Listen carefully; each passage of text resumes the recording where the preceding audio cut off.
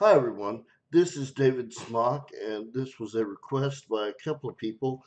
I did a presentation, and the title was Cherry Picking Numismatic Varieties for Fun and Profit, and I presented it at one American Numismatic Association Summer Seminar Bowl session, and at two or three, I think only two,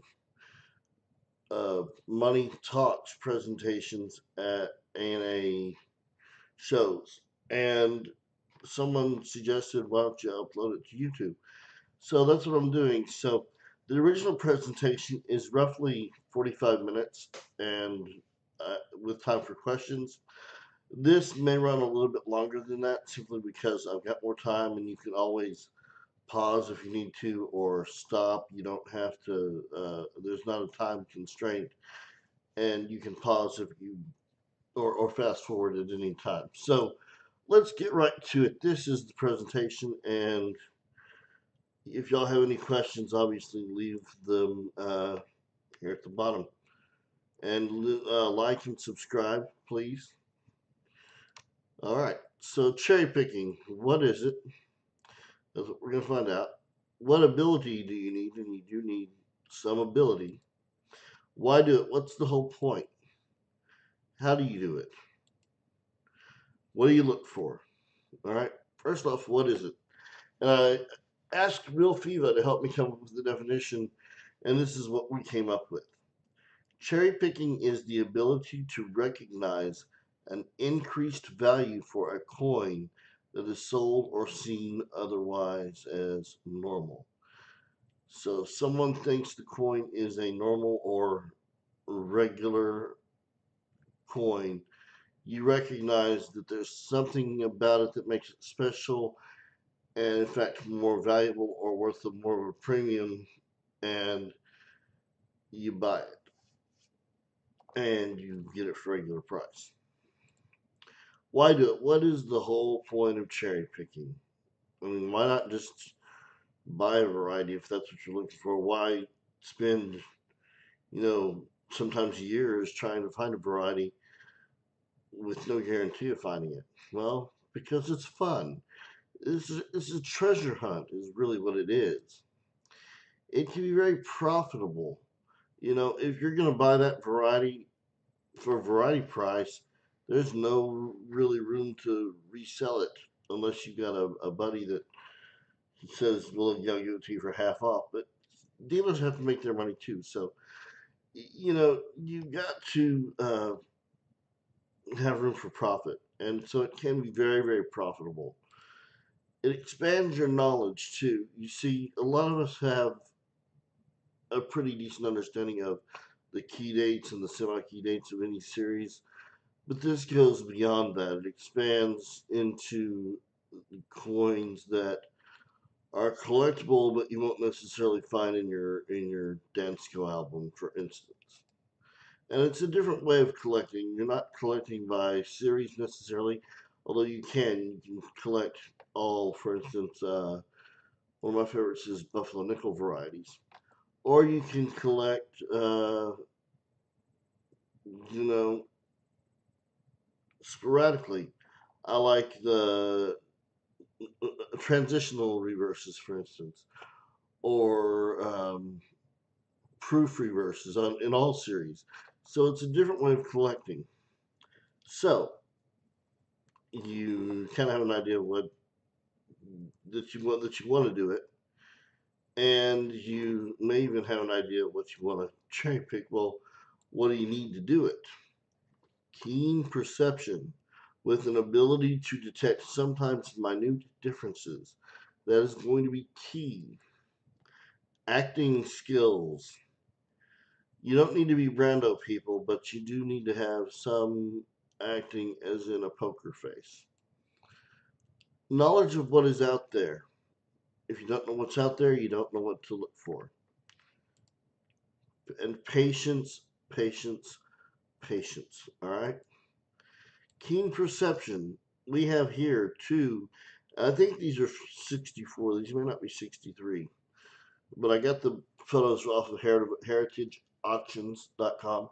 By the way, any photos that you see here uh, are going to be, unless otherwise indicated like this, they're going to be property of VarietyVista.com. But let's take a look at these two Buffalo nickels. It's a nice design. It's one of my favorite designs on coins.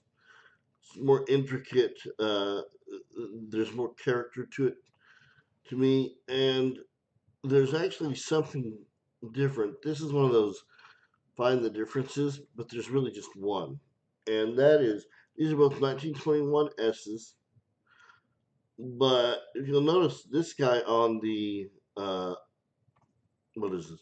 This is the right to me. This guy on the right has a feather right here, so he's got one, two, three feathers, and this guy on the right, on the left, has one, two, just two feathers. This is because what happened was the die clashed. In fact, there's some evidence of that right here, and below the neck. And so they went in and they braided the die to remove the polish marks as best as they could. And what they ended up doing was removing this third feather too. And there are many, many two feathers in that series. That's also one of my favorite things to collect because they're so easy to spot. And in Mint State 63, it's normally a $2,100 coin, but the variety with the two feathers is a $3,000 coin. So that's a $900 difference just from that little feather. So you bet I'm going to look for those all day long. Acting skills, all right? That is not what you need to act like at all. When you find a variety and you've cherry picked it, that's not it. Don't do that. You need to have a poker face. And I want to mention something about this photo. This is my friend Libby, who is she's a nurse now. She saved my life a few years ago. Well, she and a team of people had gotten very sick, and she was on the staff. And I was looking for a photograph just like this that would. I was looking for a stock photo, but I was like, I wanted this expression essentially, but I couldn't find one, and this just fit perfectly. This is exactly how it feels to cherry pick, but that's not how it should look. That's what should be on the inside, all right? Now Libby is YouTube famous. How to do it. Read everything that you can on the subject, and I'm going to recommend two books, and that's minimum, okay? When I give a resource, remember this is like the bare minimum. There is the Cherry Picker's Guide by Bill Fiva and J.T. Stanton. It is a book that lists, well, there's two volumes, first off. We're in the sixth edition, volume one, right now. And, or have a complete set, you'll want also fifth edition, volume two. Sixth edition, volume one is half cents uh, through Jefferson Nichols. And then volume two is half dimes through gold, silver, bullion, and that kind of thing. So they list really all the major varieties and some minor ones too that you can certainly cherry pick that are certainly out there. And that's, I would say, more for a pretty serious cherry picker. If you're just a coin roll searcher, you're probably okay with Strike It Rich by Ken Potter and um, I just lost my train of thought. But by Ken Potter, all right. Strike It Rich with Pocket Change is an excellent book. Now, you also need to buy a good loop. I don't know if you can see this. I hope so. A loop lets you look at a coin much more closely. They come in 7 times, 10 times, 16 times, and 17 times. Two good companies are H.E. Harris and Company and Bosch and Lomb. You'll likely want to get a Hastings triplet, or maybe just say Hastings.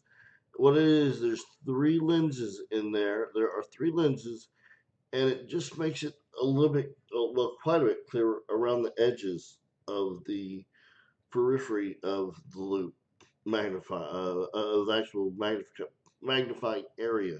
Excuse me. And so you want to get that. Now, you might be thinking, well, if there are really minute differences, I should probably get a 16 or 17x, right? No, not necessarily.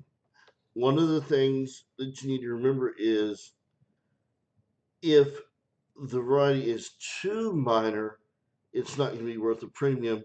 It's not going to be very collectible. You want something that you can see with a 7 times or 10 times pretty easily. You certainly, and a lot of people do this, and I will say that they are great for photography. Will use USB microscopes. Those are excellent for photography and for showing them the areas in question. They're not good for just trying to find varieties. You want something again that's seen with the 7 times or 10 times. If it is not seen with the 7 or 10 times, it does not go in cherry pickers, just as a heads up. All right, talk to the experts. We have so many experts in the field, and it's a growing field.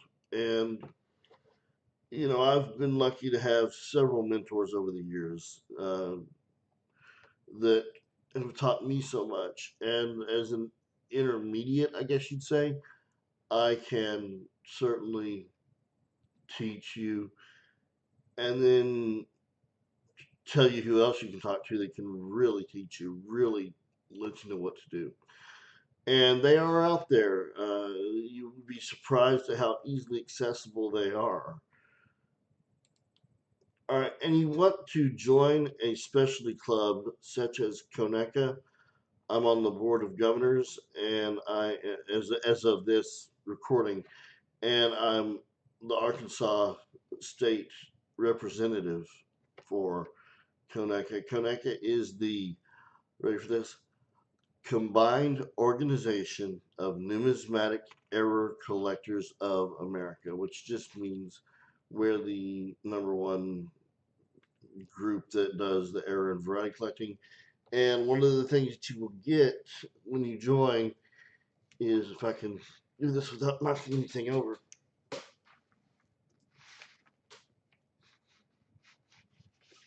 I don't know if I can. All right. Is a nice little magazine, and it comes by monthly, and it's got nice little articles in here. It has, yeah, which you can write articles, by the way. That I should mention that you can send in articles about your finds. We got lots of photographs. There are several educational articles, and we talk about Errorama. Errorama is something that happens every August, and it's the banquet. It's our yearly banquet, and it's a lot of fun. So do that. Also explore sites such as Doubled Die. That is a D in there after double. It's Doubled Die. All right, not double die. That would be 2 dies, and there are actually 3 if you count the color die in the striking process. So double die is not a term, but doubled die is.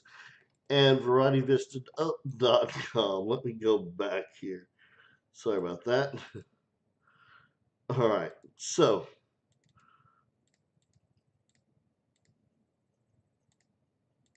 all right, so doubleddie.com and Variety Vista.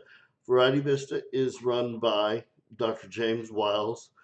It's affiliated with Coneca, and as is he. And John Wexler runs DoubleDie.com. I would also suggest that and I didn't put it in this presentation exactly because it's just not enough room.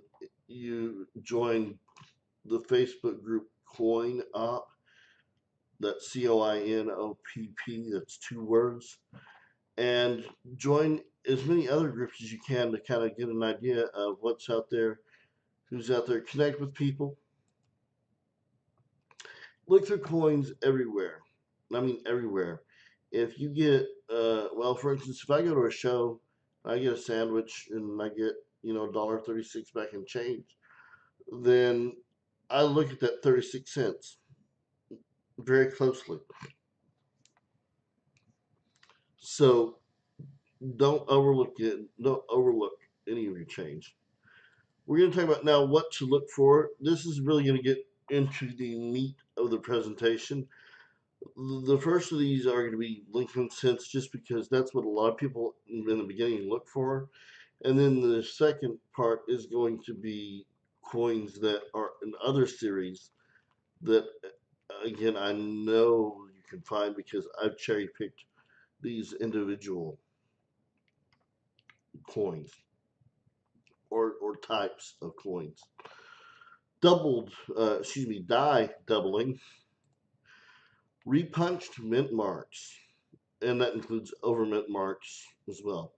Wrong year design die differences, off metal coins, rotated dies, which are very common on certain series in certain years. They really need to be extremely rotated, but we're not really going to touch on that. And missing elements due to die abrasion. Oh yeah, and grade. You can take a coin that say it was graded, oh I don't know, 20 years ago, and it was graded at Mint State 65, and you notice it's an exceptionally nice grade. Well, you can recognize maybe that it's a 66, and for that particular year, maybe there's $1,000 difference between a 65 and a 66. Well, what you'll want to do is buy that coin, break it out of the holder, send it in, and we're going to talk about probably at some point when you should get your coin sent in to your third party grading services, and it's almost never is the ultimate answer. And I could do a whole thing on grading, cherry picking by grade, but really don't have time, at least not in this presentation. So let's get to the meat of things. The very first, this is right off the bat. Let me tell you, well, two things.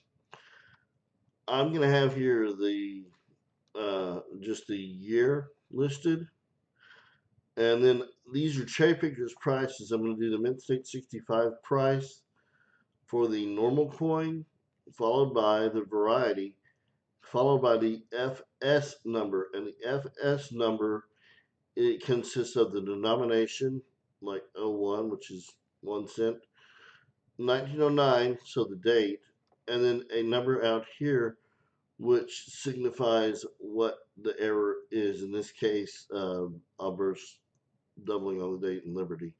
And you'll see a pattern there once we start getting going. I'm not going to repeat all these. I'm probably not going to go over the prices too much. You all can read that. I just want to point out where the doubling is. Make sure you understand exactly what it looks like and why it's actually true die doubling as opposed to something like mechanical slash strike slash die deterioration doubling. So look here at the 1909, and we have the big key here is this one, I believe. You've got some notching at the top. The design is sort of, there are not a lot of sharp edges, so it's hard to see split serifs, but that one is an indicator, and over here on the T and the Y, we also have split serifs. That's an indicator. So we don't have too much to work with as far as this being obvious die doubling, except for we do have these split serifs over here. So that's the coin to look for. Now, I put this in here too because not only do you want to look for, in some cases, split serifs, you want to look for extreme thickness. And in this case, we have extreme thickness on the 1, the 9, the 0, and the 9. That 0 almost looks like it's kind of trailing upward. You know, it looks like it's being pulled, almost like a magnet, uh, to my mind, in that direction. So we also have a die chip here. This is another great coin because we've got a diagnostic here, which is this wonderful die chip in the R. You're going to see a lot of die chips, but they can be great diagnostic tools to help you know if you've got a legitimate variety or not. Now, die chip does not indicate a variety itself, but it can be a pickup point. So keep that in mind. In God We Trust in 1917 and Liberty. This is a beautiful, beautiful classic die variety with strong separation on all the letters, and then look at the separation on the 1, the 9, 1, and 7. Beautiful, beautiful die doubling. Look how raised everything is. This is a great example of a pretty nice die variety, and again, it's one that can be cherry picked. 1934, this is an interesting one. We have actually remnants of a 3 and remnants of a 4. Just the very bottom and very bottom leg. And that's a $16 coin normally that goes for 1500. So be on the lookout for those. I certainly want to look out for those. And that's those are the only areas on there. So look under that though for the 1934s. Again, now for the 34D, we have this extreme thickness. Look how thick that is compared. Let's compare the two. See, again, nothing going on with the date except for under the date. You know, the letters are nice and crisp, and these are kind of fat and mushy. And so that's what you want to look for. All right, 1936, there are two varieties that we're going to look at. And I like them both, but I like them for different reasons. I love the split serifs on this guy. This is a very strong double to die. And I mean, there's strong splitting everywhere. All right, strong splitting everywhere, which is wonderful. And then you go over to this guy, and there's strong splits on the date, but then there's this broken leg on the R, which is a good diagnostic because some people still get confused about whether or not they have a double die, but they'll see the diagnostic and understand that yes, they do. But remember, a double die or RPM or whatever the variety is going to look exactly like the photo. I know it. We have a hard time with that. I think as humans, especially really in any aspect, because we're used to seeing touched up photos and that kind of thing. So we don't realize that with varieties, for instance, or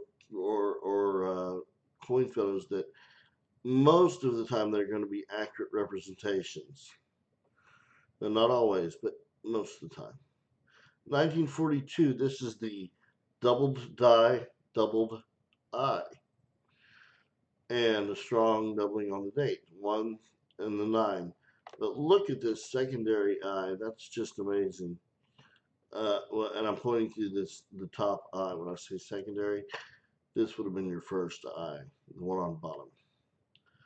So that's a beautiful coin. I would love to find an example of that one. Oh, the 36s, by the way, we have had people find those 36s and post them into the group at CoinOp. So Again, this stuff that I'm telling you can be found. It can be found. 1943 D, with the D to the southwest. Yes, it's amazing separation. One thing to remember is that this mint mark can actually be anywhere, but sometimes they don't like where they initially put it, and or they just won't hit it hard, and they'll have to go back in and repunch it. Number two thing that you need to remember is that after, excuse me, after 1989, there are no RPMs. There can be doubling on the date and mint mark, but it's double the die because after 1989, meaning 1990 and onward, the mint marks were put into the design with every other element. Okay, prior to that, they were hand punched individually into the dies. So you got double dies from what 1792, I guess, or whatever, on into 1989. And you'll find that you'll also find, well, all right, I'll get to it. Here's another RPM. This is actually unique. This is a unique example. And you can see it's uh, southeast this time. This is what I was going to say. Not only can you have double, uh, excuse me, RPMs, but you can have OMMs, which are over mint marks.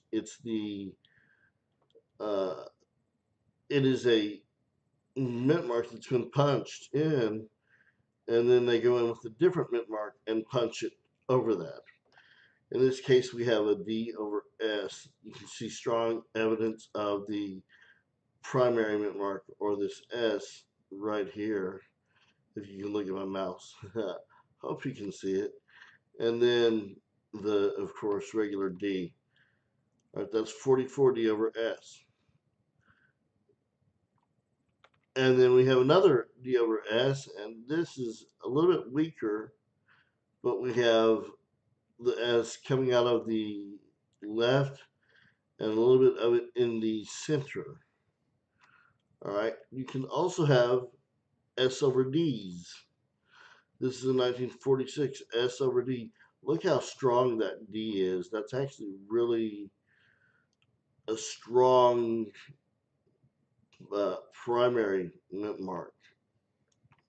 You should be able to see that no problem. And if you do, pick that coin up for $10 and keep it or sell it for $750. That's 750, by the way. 1947. This is another of my favorite examples of double dies and what they look like, because you've got the classic. Everything is raised. Everything is level with each other, and there is splitting of the serifs. Every one of them split. Beautiful, beautiful variety. 1953, D with another D under Lincoln. This is funny. I think the guy should have gotten fired if he didn't already. Uh, look at this D in Lincoln or in his vest. That's not even, there's really no quote unquote correct placement for mint marks that are punched in by hand, but you want to kind of get it near the date, not over by Liberty, or in this case, in the vest. I don't know what that guy was thinking. Bad day? I don't know. Now, who doesn't have about 10 of these lying around, right? If you do, send one to me. I have seen examples of these. I've been lucky to see a few. In fact, I saw one. It was in Denver. No, I'm sorry. It was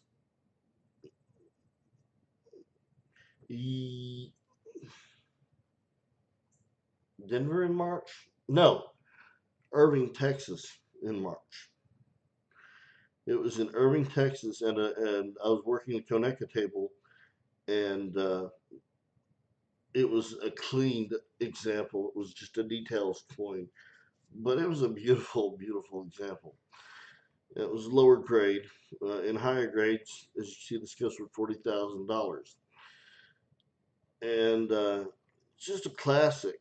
You can actually still cherry pick these if you can find actual mint rolls from, I think it's New York and Philadelphia. I might be wrong on that, but Bill was telling me it was somewhere in the north. I want to say New York and Philadelphia, maybe, which would make sense since that's where they came from.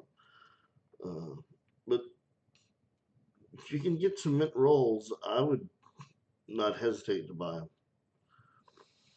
1956 D, kind of with another D. The D is well below the significant spot or the designated spot. Sorry, mouse troubles. You know, what are you going to do? All right.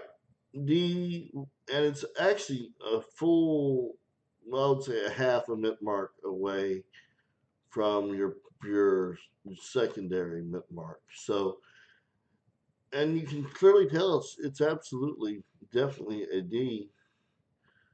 It's a nice example of an RPM. 1963D. This I actually had one of these, and it was one of the very first varieties I ever had. And this is a 1963 double die. You got an extra three over here sticking. Look at that middle of the primary three sticking out below the middle of the secondary three. And then you got the leg coming down too. In late die state examples or excuse me, later grade, lower grade coins, you won't see this leg. You'll really just see this little notch right here, and that's a neat little coin. I wouldn't mind owning one of those. 1968 D RPM. I believe we've seen one of these in coin op as well. I'm pretty sure, and those are neat. You've got a strong, significant mint mark to the the west. All right, let me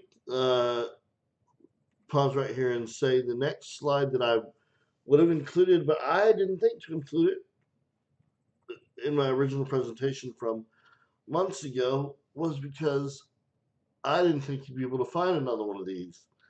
That is the 1969S double die obverse, the major one, the big one that's listed in Cherry Pickers. That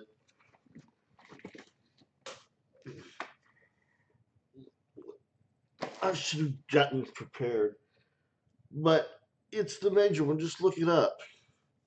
Look up the name Megan Green.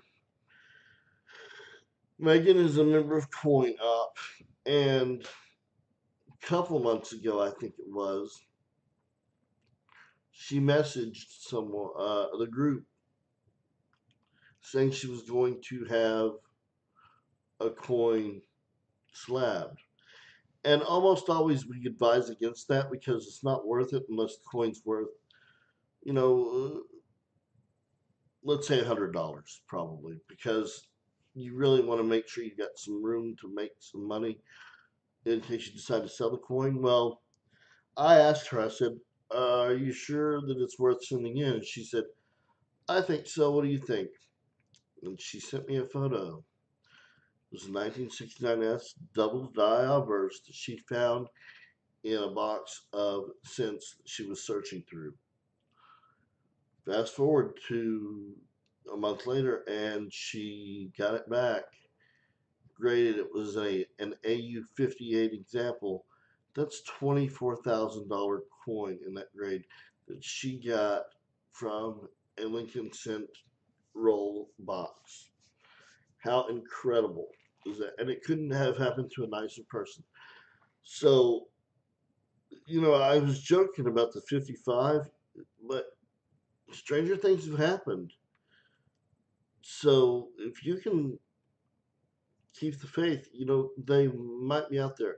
Now, I would say, just as some general advice, look for these others that there are more of and that are not quite as extreme, because again, you're probably not going to make it rich overnight. Megan Green's case is a rare and extreme example. It's a wonderful example, and it's a great story. And like I said, it could not have happened to a better person. But you can't plan on that. It's. I'm not going to say it's total luck, because it was not. I mean, she had to know what to look for. She had to use her knowledge, and that's what you have to do. But you can't plan on uh, getting rich fast like that. That just or finding something that nice. So anyway, back to this 1983. These used to be cherry pickable. They're not quite as cherry pickable. I would love to find one. We have a cud on the back that is one of the largest cuds I've ever seen. And then we have a uh, essentially what happened. Uh, sorry, is a piece of a die, specifically parts of Liberty in the die, broke off of that die, and as it fell, it made contact with this die that made this, and what you have is a raised area now, like a die clash. That's really what it is. But it clashed from a chipped off piece of another die, and then you got this major cut, which all of that's indication that these dies were working really, really hard. If this one has a major cut and it's still producing coins like that, that's a long die life. I mean, you just know it. And then you got the other coin, falling, or other die falling apart. So, photo courtesy, Billy Crawford, by the way. So let's get onto this coin that he keeps trying to show.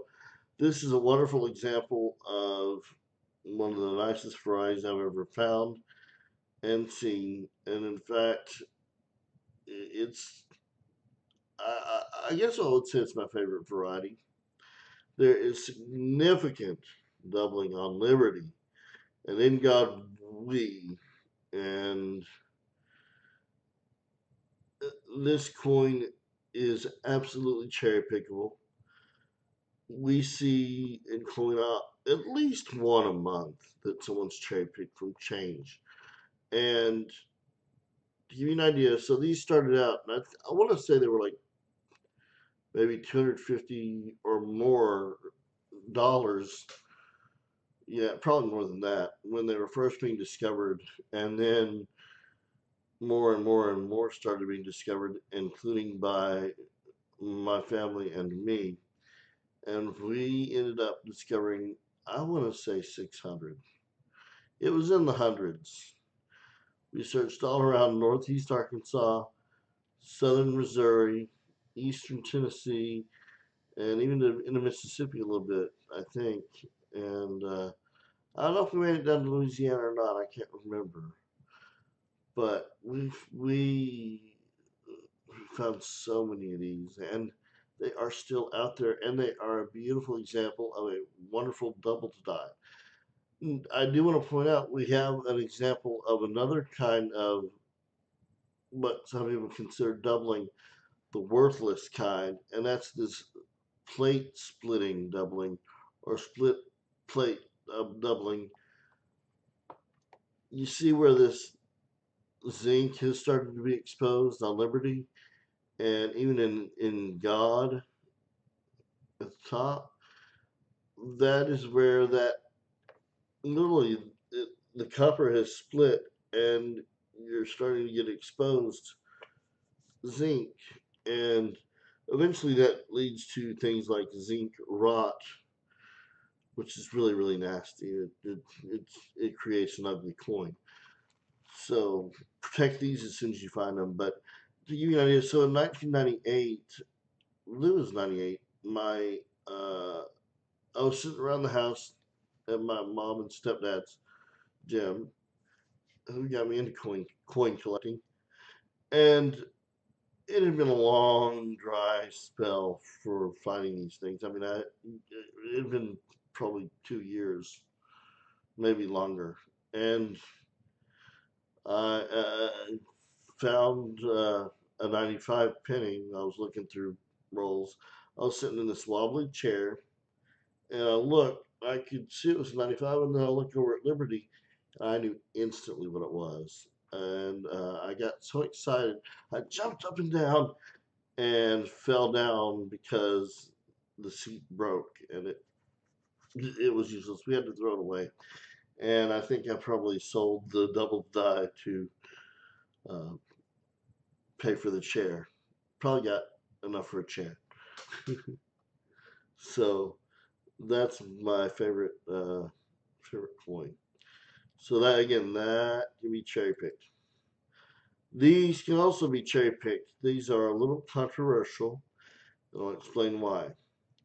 What you have on 1998, 1999, and 2000 are wide AMs. What this is essentially saying is you have a proof reverse paired with a business strike obverse, and they are striking business strike since.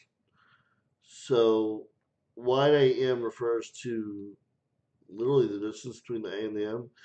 On your proofs, all your designs are going to be a little bit nicer, a little bit more laid out carefully, including aligned symmetrically. And with the business strikes, not so much. And then 1998, 1999, and 2000, these proof reverse dies got paired with the obverse working uh, business strike dies to create these. Now, one thing that I want to point out is just because there's a space between the A and the M does not mean it's a wide AM, believe it or not. Some of these wide AMs that we see actually occurred because the die gets abraded and you literally lose part of that A or part of that M, and it looks like there's a separation when there wasn't before actually. So what you actually have to do is check the designer's initials, and there's a fancy version of the designer's initials or the non-fancy, and the best way to look at those is compare them to the 1988 not fancy designer's initials to the fancy 1989 designer's initials. If it's got the if you think you've got a wide AM on 98, 99, or 2000, look for those designer's initials. If they're the fancy 1989, that's a proof reverse for that year. So that's good. Now, on the flip side, coin joke, we had some business strike dies, business strike reverse dies paired with some obverse proof dies that struck proof coins. And that was for 1998 and 99, not 2000. Just 1998, 1999. These are close AMs. Now, I would say essentially it's okay on these to look at the A and the M because if they're touching it, now they do have to be touching. They very definitely have to be touching to be a close AM. You need to look at that A and the M.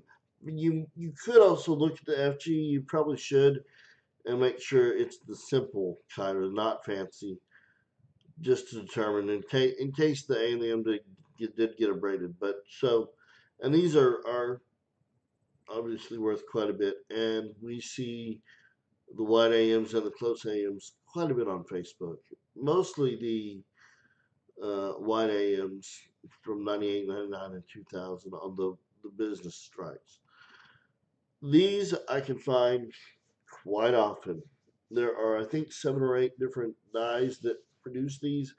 1859 and on back, I believe, was the pointed bust. And this was supposed to be a rounded bust this year, but pointed busts were made. And you got arrows showing what that looks like.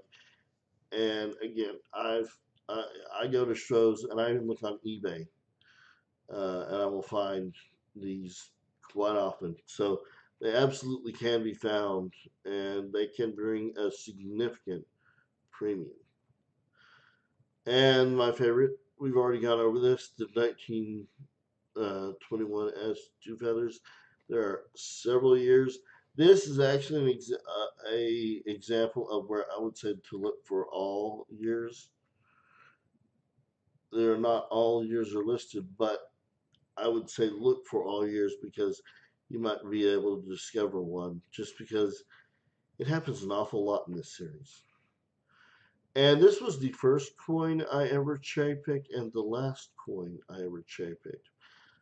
Uh, and it is a beautiful, beautiful double beak on the Washington quarter. Look at that. There are two little spikes, two little beaks.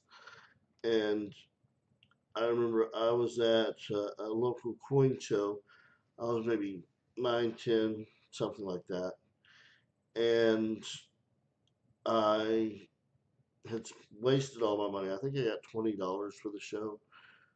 And I wasted it on, you know, 5 for $1 foreign coins or something like that. And I'd run out of my money. And I just happened to be at this person's table. And I thought, well, let's look for it. And I looked for the 50 double beak and I found it. Well, guess what? Um, didn't have any money, didn't know what to do. So I was just like, yeah, can you hold on to this for me for a second? Need to go get some money. Not really knowing whether or not I was going to be able to get money or not. Since I had gone over my budget, I mean, it was my own fault. Well, I go over to my stepdad, Jim, and I'm like, Jim, I need $9.50. I'll explain later, but can you can you just trust me? Really need it. And he said, sure. And I bought it. We went out to the parking lot. I showed him what I've had, and I consigned it to the local dealer for. He sold it for 50. Is that right? He sold it for 50, and I got 40 out of the deal. Yeah, that's right. No, 45, I think. Yeah, 45. And I didn't have to give back the $9.50 either. So I made out really well with that deal. And just last year, right around this time actually, because it was a few weeks before summer seminar, I found one of these on eBay and it was something like $15 and I snatched it up and sold it for 25. Also in the Washington Quarter Series, you have, again, this is a case of a proof reverse paired with a business strike outburst.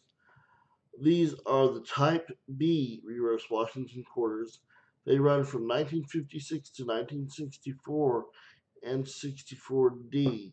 The main thing you're going to look for is, and there are other things to look for, but look for this E and this S. Look at that split, that separation. There's a wide separation. And also notice it's kind of, the angle is not as, on the S is not as high up. That's a very good indication of this being a proof reverse. And the design is just nicer. If you look in all the areas, the design's much sharper, a lot more detailed. Beautiful coin. And these go for a lot of money sometimes. And, you know, found a few of them. So, what does this boil down to? Well, you gotta have patience, patience, patience. You now know what to look for, and you may go, you may finish watching this presentation and go out and start looking, and the first coin you find could be a double die, RPM, whatever. Or it may take you 2 or 3 years, but it's okay. Understand that you gotta have patience. You have to have patience. One of the things you can do to increase your odds is look through as many coins as you can, and I've already said that, but it's worth repeating. And look through all coins. Don't turn down a coin just because you don't know if it has a listing, or maybe it looks just a little too rough. Go ahead and look at it. Study known varieties to understand what to look for. So, for instance, on uh, the double B, I mean, the two feathers. On the two feathers, look at what the diagnostics on those are. Look at what genuine two feathers look like. So then you can start going through the other years to see if you can find other two feathers. Because I would bet they are out there. I really do. And understand that as you learn, the process will go faster. You're just beginning, some of you, and some of you are advanced.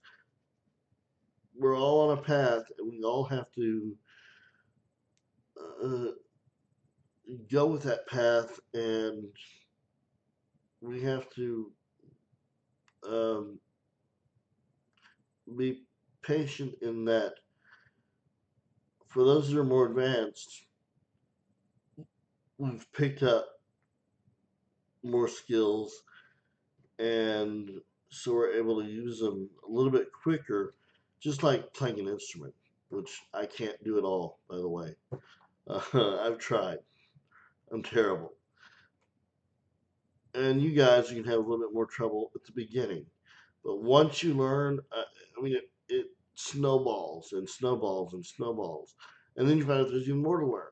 So never stop learning. And also, I found this on Facebook, and it just speaks so much to me that says, allow yourself to be a beginner. No one starts off being excellent. Don't come in with expectations that you're going to be the next discovery, or that you're going to find the next discovery piece, or that you're going to make $1 million. Allow yourself to be a beginner. Look for get excited about the die chips, which honestly no longer excite me all that much. Get excited about the die chips. Get excited about, the slightly misaligned dies that people can tell you doesn't bring a premium. They're still neat. You know, Allow yourself this childlike innocence, I guess, and then grow from there. So, thank you so much for watching. I really appreciate it. If you have questions, drop that right there. Also, click the like button, click the subscribe button, and click the bell too. There's a little bell. If you click that, it will tell you when I've got a new video or I'm live streaming. So thank you so much for everything. I really appreciate all the support in this community so far. You're wonderful people. Thank you so much.